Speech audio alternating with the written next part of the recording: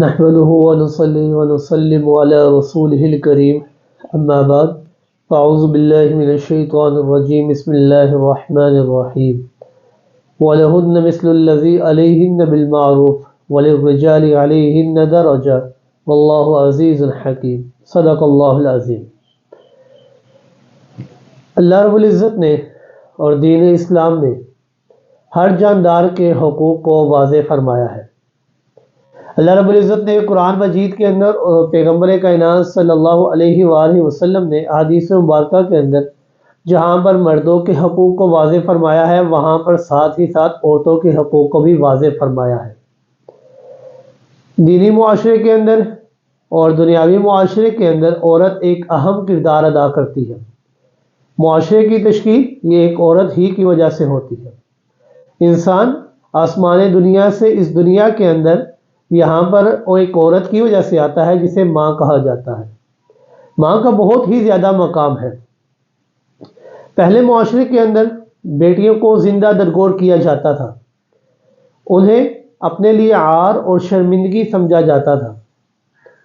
لوگ اپنے گھروں سے باہر نہیں نکلا کرتے تھے جہاں پر بیٹی کی پیدائش ہو جایا کرتی تھی۔ دین اسلام نے آ کر بیٹی کو اس کے حقوق دیے۔ اللہ رب العزت نے قرآن مجید کے اندر فرمایا بِأَيِّ ذَنبٍ قُتِلَتْ کہ کل قیامت کے دن اس زندہ درگور کی ہوئی بیٹی سے سوال کیا جائے گا کہ کس گناہ کی وجہ سے تجھے زندہ درگور کیا گیا، کس وجہ سے تجھے قتل کیا گیا ہے۔ دین اسلام نے آ کر اسے زندگی کا حق عطا فرمایا۔ آپ صلی اللہ علیہ وآلہ وسلم نے فرمایا ان اللہ تعالی حرم علیکم عقوق الامہات وقتل البنات کہ بے شک دین اسلام نے اللہ رب العزت نے تمہارے اوپر ماؤں کی نافرمانی کو اور بیٹیوں کے قتل کو ناحق قرار دے دیا ہے، حرام ہے یہ تمہارے اوپر۔ دین اسلام نے سب سے پہلا حق عورت کو اس کی زندگی کا دیا ہے کہ عورت کو بھی جینے کا حق ہے۔ دوسرا حق ان دین اسلام نے عورت کو تعلیم کا دیا ہے۔ آپ صلی اللہ علیہ وآلہ وسلم نے فرمایا طلب العلم فریضۃ علی کل مسلم و مسلمہ، یہ علم حاصل کرنا یہ جس طرح مرد پر فرض ہے اسی طرح عورت کے اوپر بھی فرض ہے، عورت بھی علم حاصل کر سکتی ہے۔ تیسرا حق جو دین اسلام نے دیا ہے کہ مرد اور عورتوں کو ایک ہی جتنا اجر و ثواب دیا جاتا ہے۔ من عمل صالحا من ذکر او انثی وهو مؤمن فاولئک يدخلون الجنہ، مرد عمل کرے اچھے یا عورت اچھے عمل کرے اللہ رب العزت بدلے میں جنت عطا فرماتے ہیں۔ اللہ رب العزت نے مرد اور عورت کو یکساں ثواب عطا فرمایا ہے، یہ نہیں فرمایا کہ مردوں کا ثواب زیادہ ہے عورتوں کا کم، بلکہ یکساں ثواب عطا فرمایا ہے، برابر ثواب عطا فرمایا ہے۔ عورت بحیثیت ماں کے ہو، دین اسلام نے اس کے بھی حقوق واضح فرما دی۔ آپ صلی اللہ علیہ وآلہ وسلم کے بعد ایک صحابی رسول ہے، آ کر عرض کرنے لگے یا رسول اللہ صلی اللہ علیہ وآلہ وسلم کہ میرے حسن اخلاق کا سب سے زیادہ حقدار کون ہے؟ آپ صلی اللہ علیہ وآلہ وسلم نے فرمایا امک کا، تیری ماں تیرے حسن اخلاق کی سب سے زیادہ حقدار ہے۔ وہ پھر عرض کرنے لگے ثم من، پھر کون ہے؟ آپ نے فرمایا امک کا، تیری ماں زیادہ حقدار ہے۔ تیسری مرتبہ سوال کیا ثم من، پھر کون؟ آپ نے فرمایا امک کا، تیری ماں زیادہ حقدار ہے۔ چوتھی مرتبہ سوال کیا پھر فرمایا ثم من، پھر کون؟ آپ نے فرمایا ابو کا، تیرا باپ۔ تین حق ماں کو زیادہ دیے، تین درجے زیادہ دیے، باپ کو ایک درجہ دیا۔ کیوں دیا؟ اس کی وجہ یہ ہے کہ تین تکالیف ایسی ہیں جو صرف ماں برداشت کرتی ہے اور باپ برداشت نہیں کرتا۔ وہ تین تکالیف کون سی؟ علماء کرام نے فرمایا کہ پہلی تکلیف ہے کہ عورت اپنے پیٹ میں 9 مہینے تک بچے کو اٹھائے رکھتی ہے، اس کا وزن برداشت کرتی ہے۔ دوسری تکلیف کہ وضع حمل کے دوران بچے کو پیدا کرتے ہوئے عورت کو ہڈیاں ٹوٹنے کے برابر تکلیف ہوتی ہے، یہ تکلیف بھی ایک عورت برداشت کرتی ہے۔ اور تیسری تکلیف کہ 2 سال تک اپنی چھاتی سے لگا کر اس کو دودھ پلاتی ہے، اس کو کھانا کھلاتی ہے، یہ ساری محنت کرتی ہے، اپنی روٹی کی پرواہ نہیں کرتی، نہ گرمیوں کی پرواہ، نہ سردیوں کی پرواہ، نہ نیند کی پرواہ، نہ روٹی کی پرواہ، کسی قسم کی کوئی پرواہ نہیں کرتی، اپنے بچے کا خیال کرتی ہے۔ یہ محنت بھی عورت ہی کرتی ہے، باپ نہیں کرتا۔ اس لیے 3 حق ماں کو زیادہ عطا فرمائے۔ عورت بحیثیت بیٹی کے ہو تو دین اسلام نے بیٹی کے حقوق کو بھی واضح فرما دیا۔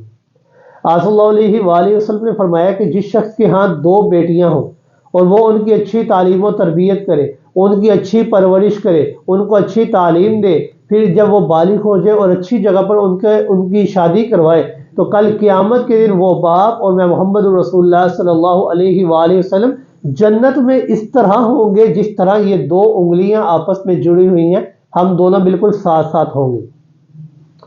حضرت عائشہ صدیقہ رضی اللہ تعالی عنہا کے پاس ایک عورت آتی ہے اور اس کے ساتھ دو بچیاں ہوتی ہیں۔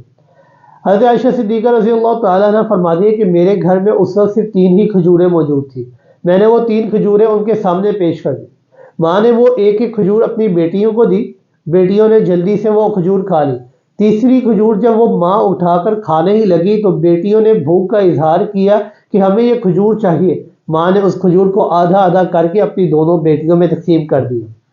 حضرت عائشہ صدیقہ رضی اللہ تعالیٰ عنہ فرماتی ہیں کہ جب شام کو آپ صلی اللہ علیہ وآلہ وسلم گھر تشریف لائے تو یہ سارا قصہ میں نے آپ صلی اللہ علیہ وآلہ وسلم کو بتایا، تو آپ صلی اللہ علیہ وآلہ وسلم نے فرمایا کہ اس عورت نے اپنے لیے جنت کو لازم کر لیا ہے اور جہنم کو اپنے اوپر حرام کر لیا، کیونکہ وہ اپنی بیٹیوں کی پرورش کر رہی تھی۔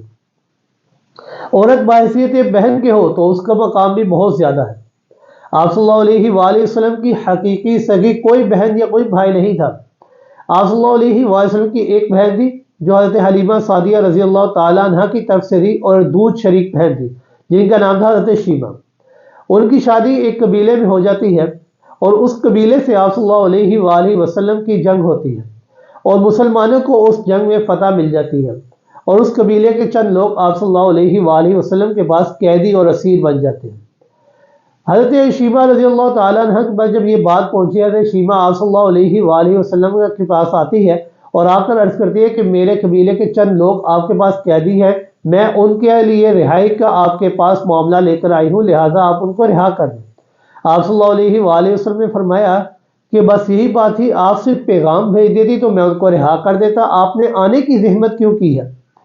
آپ صلی اللہ علیہ وآلہ وسلم نے صحابہ کرام سے فرمایا کہ اے صحابہ کرام، آگے تو ہر معاملے کے اندر میں آپ سے مشورہ کیا کرتا تھا، غزوہ بدر کے اسیر تھے ان کے متعلق بھی میں نے آپ سے مشورہ کیا تھا، لیکن آج میں آپ سے مشورہ نہیں کر رہا، صرف ان کی رہائی کا فیصلہ کر رہا ہوں، مشورہ نہیں کروں گا۔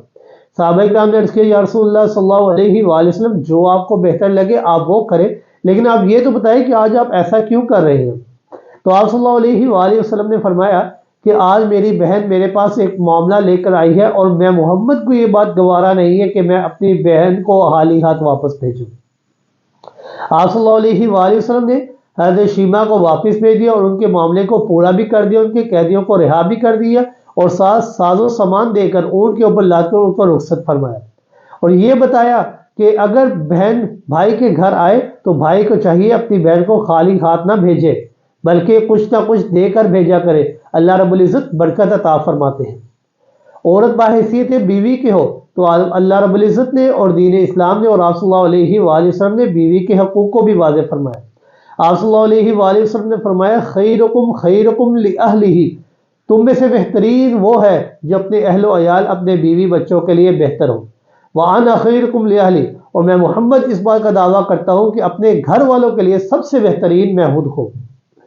آپ صلی اللہ علیہ وآلہ وسلم نے بیوی کے حقوق کو بھی واضح فرمایا۔